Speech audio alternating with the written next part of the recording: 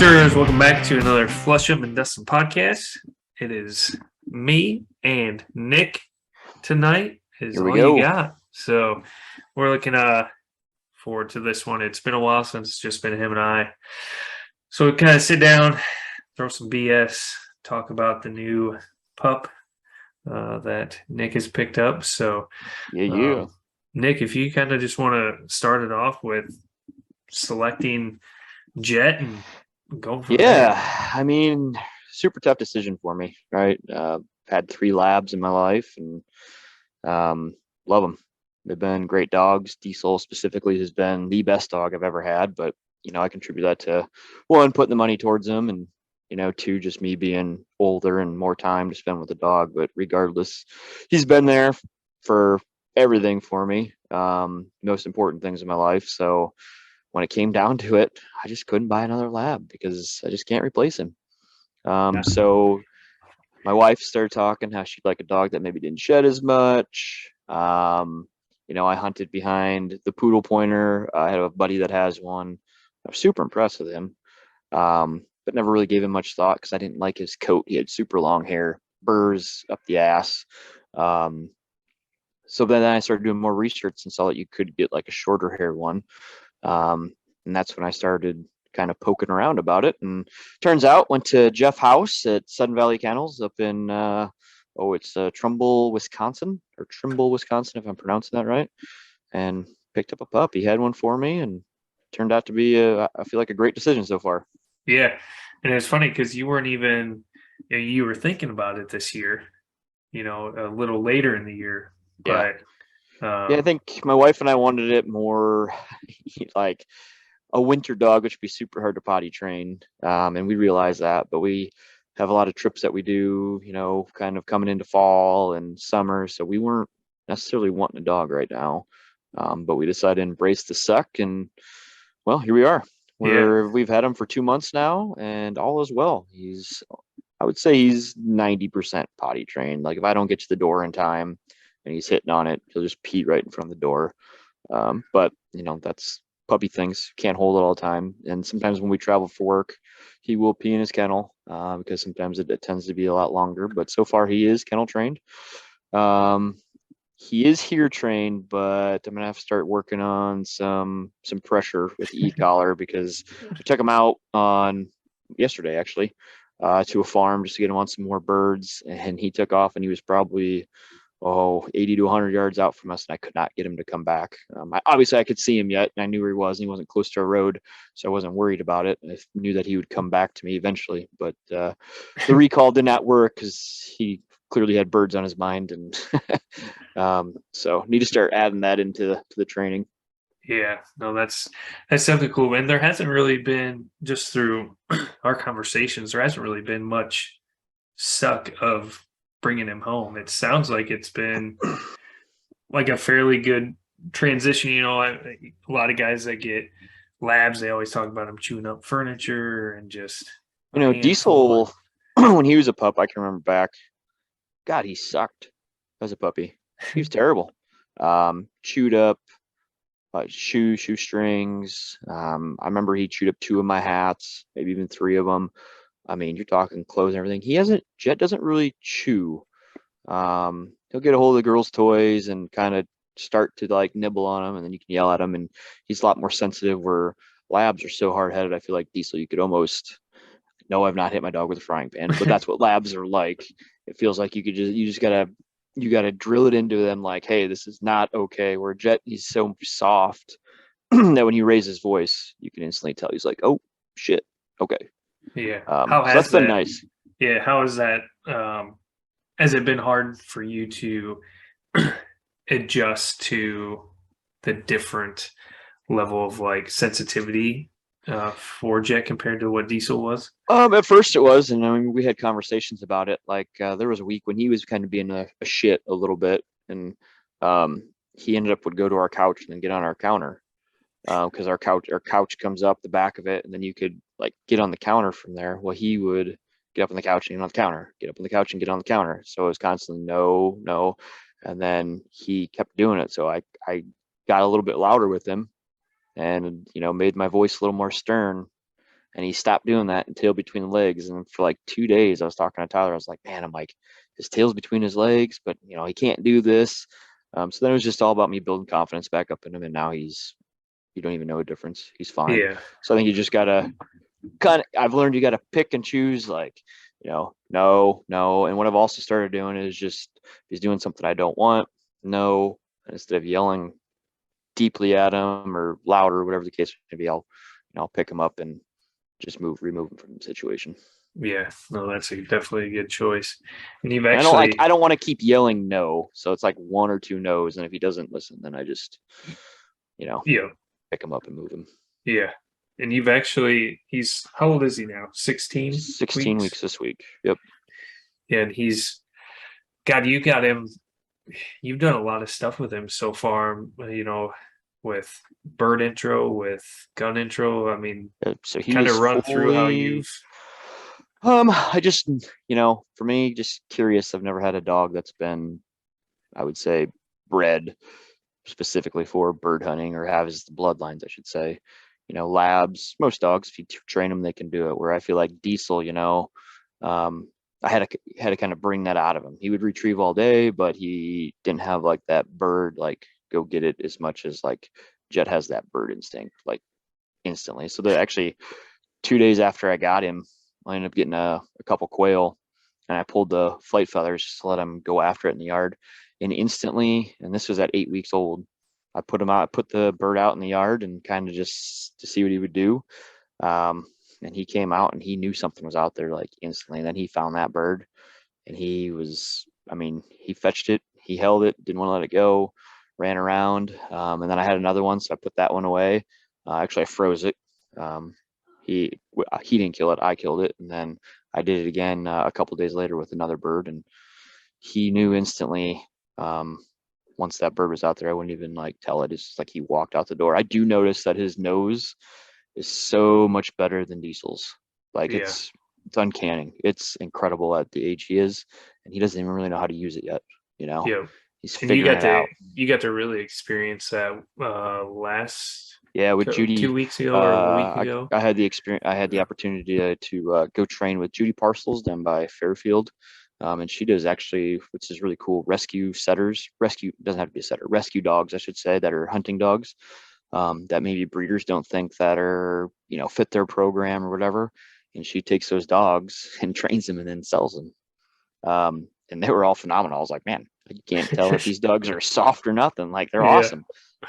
So I ended up getting him down there, and I would say he probably was on, 30-ish birds, 25, 30-ish birds, Yeah. and that's counting just her getting pigeons, showing them to him and releasing them. So he's smelling them, and we did that a lot throughout the day. We did 4 different training sessions with him, and then got her dogs out in between. Yeah, and instantly we started working him on launchers. And at this point, I already had him gun broke. And just kind of to back up, to go about the gun breaking, say, how do I get here? Through the house constantly, kind of starting to bang pans together, or just make a loud noise. The other thing I think that helped with that is I kept doing that, but Diesel doesn't freak out, Yeah. and so Jett sees that Diesel's like not doing anything. So then he's like, oh, it's not a big deal. Well, she had that perfect scenario of that package that showed up that had those. Yep. Yeah, we had a package that had the air bubble wrap in it or whatever, and they were not the tiny ones. They were like, I don't know, 4 inches wide by 6 inches long or whatever they were. So I decided to have Bree give him a treat, and I stepped on it. And he kind of like looked at me the first time, and there was like 8 of them in there. So I said, all right, do it again. I stepped on it again, and then he didn't even do anything. He just kept looking at Bree. So then I did 2 really quick ones, and he didn't even move, didn't even care. That's So yeah, awesome. he's, and to start it, how I started is I bought a cap gun really off of Lyon County Gun Dogs, and it's a 22. It was $32, and I bought caps for $13, and I got 100 of them. And every time we'd go on a walk, I'd let him be way out with Diesel, and then I'd pop one. At first he'd turn around and look at me, and then I'd let him get a little closer, and then I'd pop one, and then eventually, that one pop turned into two, and then I would do like three quick ones, and then after a while, he was right beside me, and I'd pop it off, and he wouldn't even look at me. So Yeah. yeah. Yeah. That's an I did awesome that. transition. It was like four training sessions I did with him. First time I just did like 4 shots with him just to kind of break him in. Second time I know I did like 8 or 12, and then I busted out to I did like 24 one day, and I was like, all right, I think he's all right. Yeah. Yeah, I know you were telling me about that. I was like, damn, that's awesome to be that young. And it was like some of And the stuff. every dog will be different. Yeah. So I guess what I'll say is, like, I was doing all these loud noises in my house, and then outside, when we'd be outside and he was out there and I wanted him to come to me, I would literally clap my hands as loud as I could, and get him excited. And I think that also helped too. Yeah. Yeah, he's not scared of loud noise. It's always a good thing. Yep. Not a bad thing, which is No. pretty awesome. Yep. And it's cool just like because some of the stuff, that people are saying is just a softer dog or, slower to develop maybe. And it seems like he's progressing Very quickly. Yeah, for what Yeah. is expected, I guess, of maybe that breed. Yeah, because I also get to talk with Jeff House, who's been training Pudelpointers. The guy I bought Jett from for 25-ish years now, and talking with Judy, who's been doing this for 25 years. Got a lot of great info from both of them. Really, Jeff usually says he, doesn't start a dog on collar conditioning till 5-6 months. But I think Jett's going to need that sooner. And I talked to him today about it. He's bold. He's a very bold dog. So I don't think he's as soft as maybe some of the ones that he's trained before. Yeah. Oh, that'll be good getting him. And it's good to see him. It's also good to see him how he was, like you said, you went out to preserve on yesterday on Monday. Yep. And saw him. He's not scared to already start getting distance. No, he's getting get out distance, and he's also not afraid to get in the weeds. I kept a check cord on him after he ran how far away from me. We actually got out one of our buddies' setters, because it seemed like he was having a little trouble finding the birds or just unsure what he was supposed to do with all the cover around. So we busted out one of his dogs. That was a pointer, and that really helped him. And hell, he ended up finding a one that I shot before his dog did. Nice. Yeah, that's awesome. So the dog was more. His dog was more bird down, and then I'm going to find the next one. Yeah, I got Jett to the area a little bit and worked him, and then he ended up finding it. So that's those cool. experiences too. He never really had a hard point, I wouldn't say, yesterday. But it was just the experience of being in the hunting field, and he'll figure that back out. I mean, he points on birds clearly. You could see from a couple weekends ago when he was locked up. Yeah. How was obviously you've been around the retriever world, and you put a couple titles on Diesel, and you've kind of had many years of running that style of dog, and then you transition to a versatile pointer. Scary. Yeah.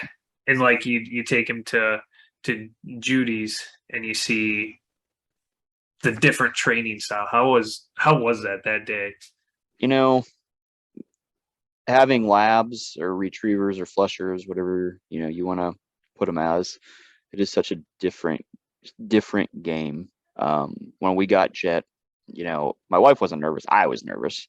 She's like, "What are you so nervous about?" I'm like, I just don't know what I'm doing. Like, it's a different game. It's almost all backwards from what everybody's telling me. So I'm listening to all their advice. Jeff, especially, because I'm going to send him to Jeff for a little training, force fetch mainly this in the spring. But really just bring his drive out. Don't give him really any commands other than in the house kennel. No, I'm going to start working on a little whoa training, and then here. That's about it right now. And that's the advice I got from these guys. I'm not an expert. I'm just listening to them. I also follow Upland Institute, so I bought that program, so I knew what to do with him when I couldn't get a hold of these people. So it's pretty cool just to see it.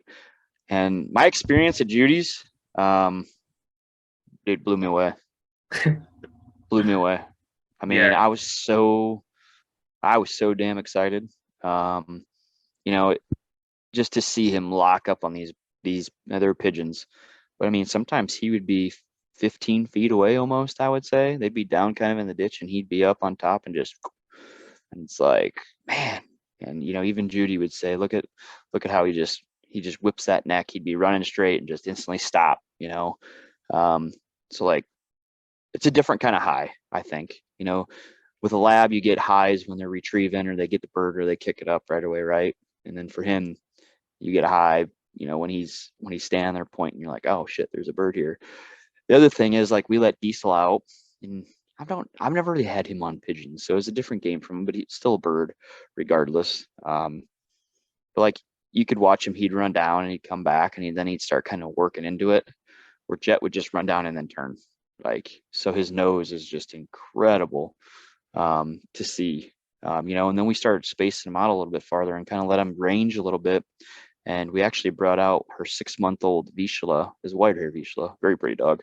And even Judy said, I bet Jett finds a bird before my 6-month-old Vizsla does. And I was like, oh, I don't, he's he's not even 4 months yet. I doubt that. And I'll be damned if he didn't fucking take off and they were running and and that dog ended up honoring him. And I posted on Facebook, obviously you can see her honoring right behind him. So it was cool to see that happen for him being such a young pup.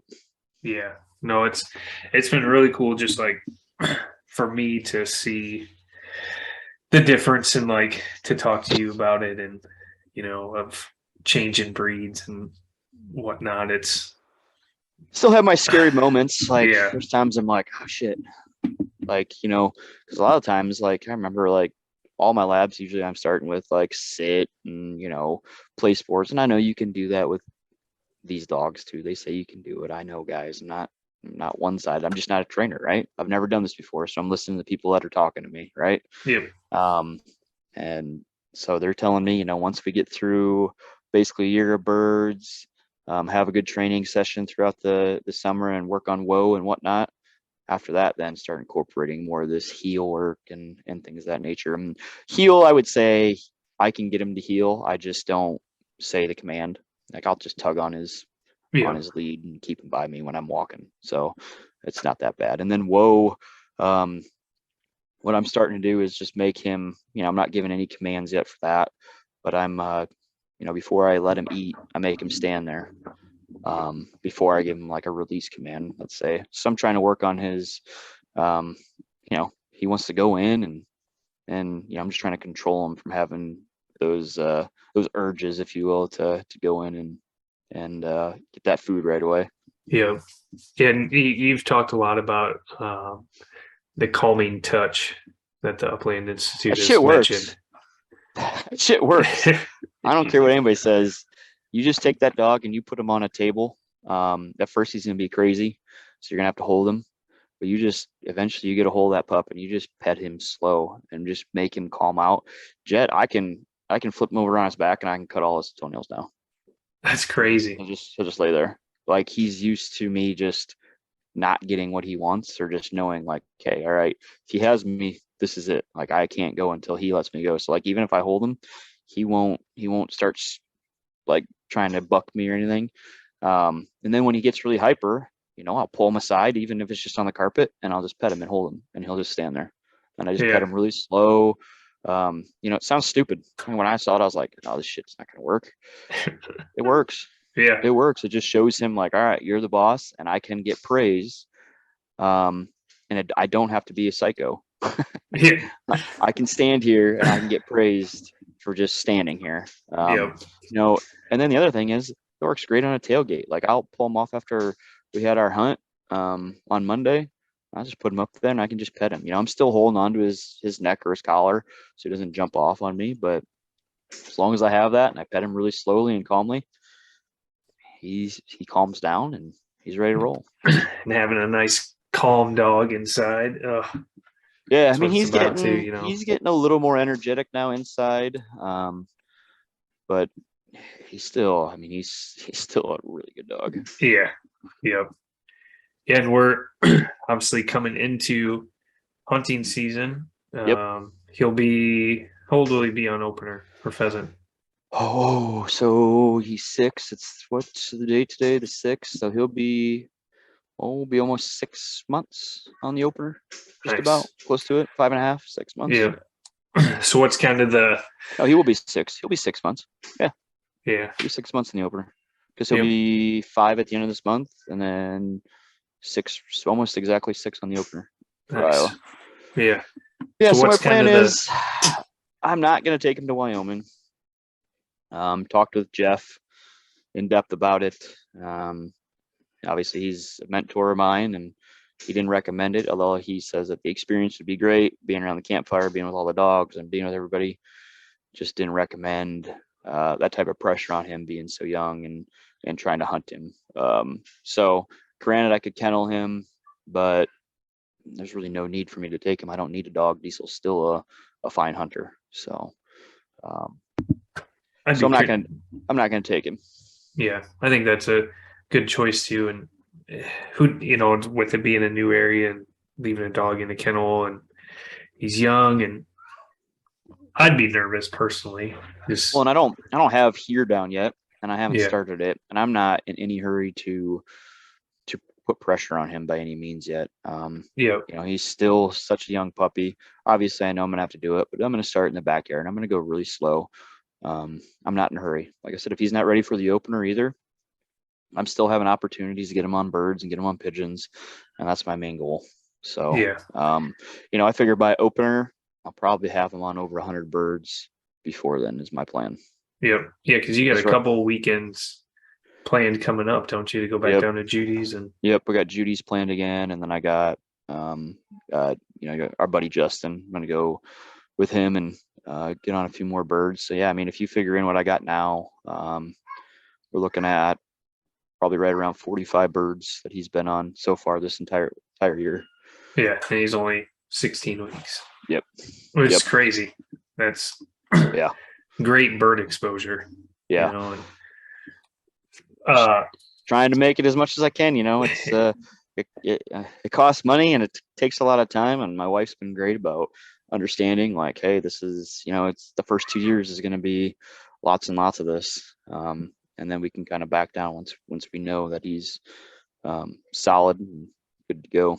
yeah, and you had so before you went to Judy's, the last time you took him um, out to Justin's and just got him Yep. on a few pigeons. That was kind of his first time on Yeah. a launcher. And I know you kind of mentioned a couple times, like, oh, I'm a little nervous about him pointing, but that completely kind of went away once you took him out to Judy's. What was something that she did, or what, like, honestly, I think it was just more bird exposure. He got, like I said, he probably got exposed to 25 or 30 more birds out there. And at Justin's, he probably got exposed to about 10, I would say. We were also training other dogs at Justin's, and Justin had 2 dogs he wants to train in. So we were just kind of going back through, and he doesn't have the amount of pigeons Judy has. Shit, she probably has 150 pigeons. So she can just cycle through them. Yeah. So I think that, and then, one thing that I learned is, don't talk around these dogs. They can confuse them. So just don't say anything. I don't know if I don't remember if I was talking too much or, here, Jett, come on, trying to get him in the right areas. Yeah. Might have just been confusing on what, I was asking. But you could tell when he got in scent cones, he was right there. He was ready to go. Just didn't have him lock up right away. But he never caught any of the birds in the launchers. So that was a success. I mean, it was his first time. So Yeah. then obviously you go to Judy's and he's locking up on every damn bird. Yeah. So Yeah. You got a couple like awesome pictures. I mean, you Yeah. were able to even like walk in front of him and take a picture, or walk behind him, take a picture, and he just I don't know. I don't know how pointed there. long he held the 1 point, but it felt like he held it for 10 minutes. I'm not saying it was 10 minutes, guys. It felt like I was just like, oh my God, he just isn't even moving. Like, it was probably 1 minute and 30 seconds, but it seemed like it was forever. Yeah. Yeah. But which is cool. Like your first dog to see that the first time. Yeah. And it just, and one of the reasons why I went, pointer, my daughter's growing up and I would like them to hunt with me. And if you got a flusher, when they get on a bird scent, they speed up, what I've witnessed with the Pudelpointer and the one I hunted with, he slowed down and readjusted, slowly finding the bird. And then when the bird was there, he'd point. And to me, that's easier for my daughters to shoot once they become able to handle a gun and things of that nature. So that was part of my future plans. And I mean, Maya's 3, so hell, in 5-6 years, she, 410 in it, going out in the field with me. Yeah. Yeah, that'll definitely be. I do think there's an advantage with having a pointing dog. Just with after starting up the podcast and just being exposed to more dog breeds and seeing Yep. other people with pointers, and they can a lot of them, they can cover so much more ground most of the time. And obviously the more ground you cover, the more birds you're going to find. The more boot leather you put on the ground, the better your chances are going to be. And it also, you get better opportunities for better shots, right? Yep. They're pointing, the bird's somewhere close. I mean, and this is one thing that I noticed about, and this could be all pointers, I don't know, very fresh to the situation, but when I was hunting with that one Pudelpointer, Diesel, he points, right? He would end up going to a spot and pointing, and hit that Pudelpointer would go around him and like kind of point, and then he would brush off and go a little farther, and then he'd be pointing up ahead of him, and Diesel would go on, there'd be nothing there, and then we'd go up by Diggs is his name, and we kick, and that's where all the birds were. So it was crazy to watch and crazy to be like, oh man, like, yeah. Sorry. What do you think? So this is your first, obviously your first pointer, but like your first dog that's just from a straight hunting line. I mean, that's all they're bred for. How do you think that's made a difference? Do you think you'll ever go back to and not getting a dog from a hunting stock? I mean, obviously it's super fresh with Jett, we've only had him for 2 months, but I can tell a damn difference, just with his lines, and like has a fantastic on-off button. Well, I posted pictures this past weekend of, Jett laying with my daughter on the couch. He's just chilled out. He's not crazy. He's not biting her. He's not nipping her. He's just laying by her. So like that's crazy. And that's Bloodlines. That's what they breed for. And then the other thing, like I could just tell his nose. He's got it. Even Judy. There's a damn bug flying around here. Judy. She even said, she's like, Nick, he's ready to hunt. Get him out in the field. So it's just crazy. The biggest thing is he's just not big enough yet. Yeah, he's all legs. He's 13 pounds and friggin' 13.7 pounds, but I've been feeding him more, and he seems to be putting on a little bit more weight. So hopefully he's getting up to 20 pounds here, 25 pounds pretty soon. But I mean, he's only supposed to be 50. So yeah, and he's all legs. I mean, yeah. I'm seeing the pictures. Fucker keeps up with Diesel. Like, Diesel tries to get away from him and he can't. Like, that's how fast he is. He's just. You posted that one where Judy had the bird in her hand and then let it go and let him chase. Dude, yeah, he has some wheels at his age. Oh yeah. He's gonna be. Yeah. He's got that passion, man, and that's one thing. Like I said earlier, like Diesel, he's a great hunter. Will find birds, gets me birds every time I go out. But I had to bring the bird drive out of him, right? He just wanted to fetch, and then he loved birds, but Jett already. Like it's almost like Jett knew what a bird was before he even had a bird. So it's just crazy to see that kind of thing. And now, I've noticed now since he started getting on pigeons and stuff, he'll be outside watching birds more through the air. Yeah. So that's going to be really cool to watch it progress. Like this year, it's gonna be obviously a big learning year for him and just getting exposure. But yeah. Man, I'm excited to see him next year personally. Just I've never hunted over a Pudelpointer, and haven't really hunted over many pointing dogs, and so I'll be super stoked to just the one, right? We've tried Oakley, but Oakley is not much of a hunter. He could. Well, he's freaking. What is he? 13? Yeah. 11, I think 11 or 12. 11, and he can outrun. He can run freaking all day. Like it's nothing for him. No, Gordon incredible. Setter that's what he is a Gordon Yep. Setter. Yep. And man, that dog just has energy galore. Yeah. Just cool to see. Yeah. But, no, I mean, so like the Bloodlines, obviously only having him 2 months, I do think makes a difference. Diesel, I got him just from a place out in Harlan, Iowa. No specific bloodlines. They had what seemed to be a good litter, and I couldn't find anything around. At the time, I think it was Des Moines I was looking. Didn't really see anything at the time, and I found them, and they had a website and everything. So I was like, oh shit, okay. And I bought him for what, $400? I think I've said in the past, or $450, something like that. So he was, a cheap dog, but he's turned out to be a hell of a dog. yeah, he's a fun dog to hunt with. And he's a good dog. He's a good all-around dog inside. Oh, yeah. Yep. It's just nice. Yeah, it gets me to thinking, what do I do next? Obviously, I got a few years, and it's kind of, for me, it's kind of nice to see, you had these before I did, then I got my dogs, and now you got the pointer, and it's kind of like, all right, I got to see, what they're about. When we go to Wyoming, we're going to be hunting with guys have setters. So I'll get to see those. And yeah, I mean, I don't know. Every time, you've asked me before, they've asked me before, what are you going to do? And I'm in the air right now. I don't know what to do. I think for me, one of the best things that actually Matt Mosier told me this, I was talking about it, because I was so torn up about Diesel and what to do. And like, do I get another lab? Do I not? My next dog is going to last me, or Jett is going to last me till I'm 50-ish, probably, 15 years. If he can hunt 13 of those, that'll be great. And he said, hey, you only live once, might as well try it. And if you don't like it, someday you can always go back. So I was like, yeah, you know what? We're going to try it. It's always scary trying something new, but I'm never against trying anything new. Yeah. Yeah. I think that's the big thing too, and it's good. You did, you did the research on this one. You found the kennel that you wanted to go with.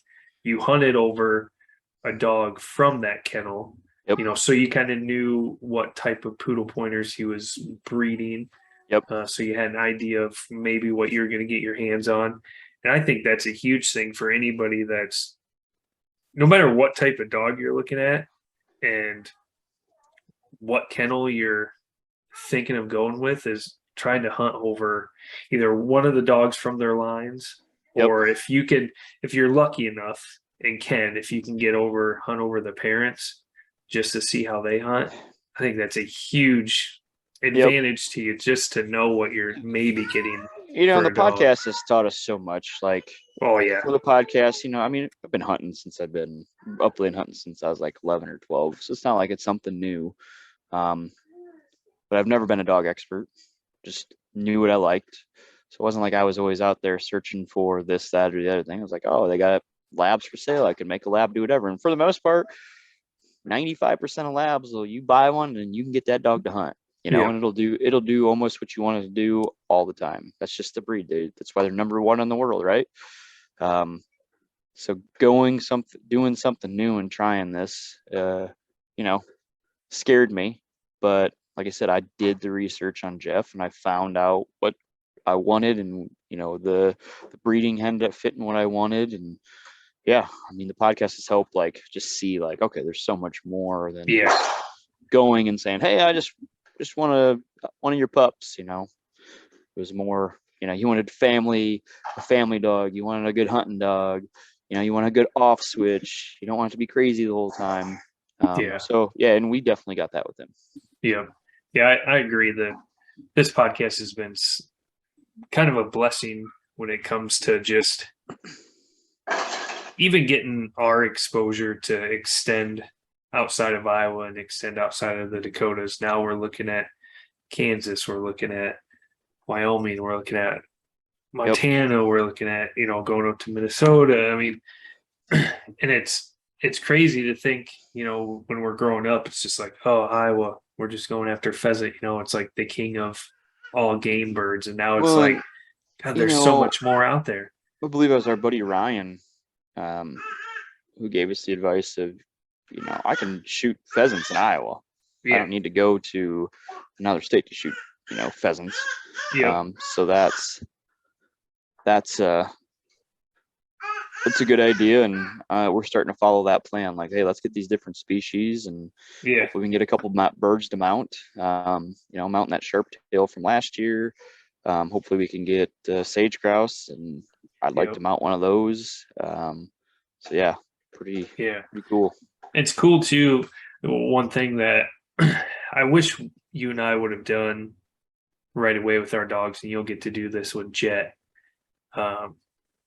is so this year we started a spreadsheet of basically we're going to track our hunts. So we're both running the Garmins now, which we've told you guys before, multiple podcasts, but we built out a spreadsheet. And one of our friends, Uri, he sent it to us, and they have it kind of broke down nice. And I took his, but then I made mine a little different because his, obviously he's strictly upland, and I do some waterfowl. So I actually broke it down to where I have the date of the hunt, the type of hunt, so either upland or waterfowl. Yep. And then I have total number of birds. And then after the total number of birds, I just have on the line, I have mallard, wood duck, goose. I put sage grouse on there, I put pheasant on there, quail on there, dove on there. And then I mark that number that we get on that. And then I have it broke down of which dog, how many retrieves each dog got. And then at the end of that, for upland ones, I'm keeping track of mileage. For waterfowl, it's probably a mile a day, something like that. Depending, could even be just a couple hundred yards at that point. If we don't get it. But I think that's cool that you can see, okay, at the end of this year, there were X amount of birds shot over the dogs, and each one got, this amount of retrieves. And then you can look at them year after year and be like, oh, they, by this time last year we had this many birds, or they ran this many miles, or, and I think that's going to be super cool, especially with Jett being like, this is his very first outing, like that's going to be awesome to look back 10 years from now and be like, his very first season when he was only 6 months old, like this is what it was. And now look at what he did at his 9th year. Like, he's just, that's going to be, he runs this many miles. He does this. Like, I'll be interested to compare this year as Jett grows through the season and gets bigger, his running capabilities versus Diesel. And is he, running 6 or 7 miles and Diesel's only doing 3, and we're walking the same amount of distance, or, whatever the case may be. It'll be interesting to see that dynamic of these guys. And then like what states you bring him to, all the different species he's going to get over. Yeah, he's going to Kansas for sure. He'll be ready for Kansas. Man, it's going to be cool. And I wish I would have done that right away. Me too. And I don't know why we didn't think of that, because it's super easy. You count all the birds that we've gotten over the years together as a team last 8 years with him. I mean, shit, he's had hundreds of retrieves. Even with your dogs on the ground, you count those retrieves. It'd be nice to say, all right, well, he got a retrieve, or whatever the case may be, and then at the end of it, you say, man, so it is crazy. And just to see the number of birds that, because at the end of the year, you're always like, I think I got like this many, but you never, I've never kept track, and I've always wanted to. And so I said, you know what, starting it this year, got the spreadsheet. So if anybody is interested in the spreadsheet, shoot us a message and I can shoot you I'm doing mine on Google Sheets, so I can just have it on my phone and pull it up, and it's easier to share than. You should send me that one. I don't have an I have Excel Word have document or anything. I just have that one on Excel, but that'd be nice if I could just do it on my phone. Yeah, so Google Sheets works for me. It works a lot better. It's because I can use it on any computer or wherever I'm at, But I mean, it's gonna be a good year. This podcast is the kickoff to the season. It is. Yeah, we're So, coming right into it. We leave next week for Wyoming next Thursday afternoon. Yeah, the 15th or The something like that. Yep. So once we're done with work, we'll be kicking out of here, driving 14-ish hours and setting up base camp. Yeah. Sage grouse camp, man, and we'll be going to it. Yep. So And this is our hopefully we get- first camping upland trip. Yep. So We that's camped gonna before, be- but this is going to be a little bit more rough house. But Yeah. we'll be all right. We'll be all right. it'll be fun. Yeah. We've got our meals finally figured out, so everybody's good on that. Truck situation, everything's good to go there. Yep. I just got a deck system in mine. Yes, Yep. I had total access before, but helped a buddy out that needed a truck bed system. So total access was a good fit for him. So I sold that to him, and then I got a deck system.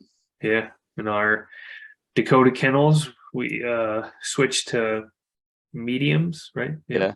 More room in the truck. It'll be a little tight for Dees because he's such a big boy, but he's rode in it now a couple times, and he can lay down. So as long as he can curl up and lay down, he can turn around in it. So he'll be all right in there. I won't let him sleep in it. But yeah. Yep. And I just talked to that guy that I was telling you about, and he said there's a cold front coming in, and he said at the base of the mountains they're probably going to be expecting snow. Ooh. So it could be a little chilly for us. I actually just bought, so I got a membership at REI, and they had a Labor Day sale, and they had a fleece liner that you can put inside your sleeping bag for extra nice warmth. Because I don't know what my sleeping bag's rated at for temperature wise. But I was talking to a guy, and he's like, I got a 40-degree one, and he's like, I put this fleece liner in. If it gets below freezing, it's perfectly fine. So I figure if not, I don't know what mine is, but I guess we'll just find out. Yeah, I'll sleep in my sweatpants and whatnot if I have to. But no, it should be good. Looking forward to it. A couple good trips coming up, and hopefully we can get some good videos of some hunts, and should be a good season. Yes, it should be. So, well, I appreciate it, man. It was good. It was good doing a bullshit session with just us two. Yep. Hopefully, see Jett come into his own, or start to this season. Start to see him progress, and then really just like we talked. I'm gonna hunt. We got opening day spots we're gonna go to. One's really thick. I'm not gonna hunt him there, but I'm gonna take him. And at that point, I think once we get done, that's about to probably be pretty warm, like it is every year. I'll kennel Dees up, and then I'm gonna run Jett in that lighter grass that we have, and see what comes of it. Yeah, that'll be a really good spot. It will be. It'll be perfect height for him and easy to get through. Yeah, and by then it's still 2 months away almost, so he'll be. He should be big enough. Yeah, his muscles will be coming in, filling out a little bit. Should be able to get through the grass easier. Yep. So it'll be exciting, and I'm just gonna hunt him. My plan is to hunt him a half a day then, and usually every time we go up there, we're pretty close to them out by noon. So so we'll probably do that and call her a day. Yeah, should be good. So awesome. Well, hope you guys enjoyed learning more about Jett. Yeah, man. Make more sure to come. Follow along and see him progress over this season and into next season and many seasons to come. Yep. So, all right. Thanks, guys, for listening. See ya.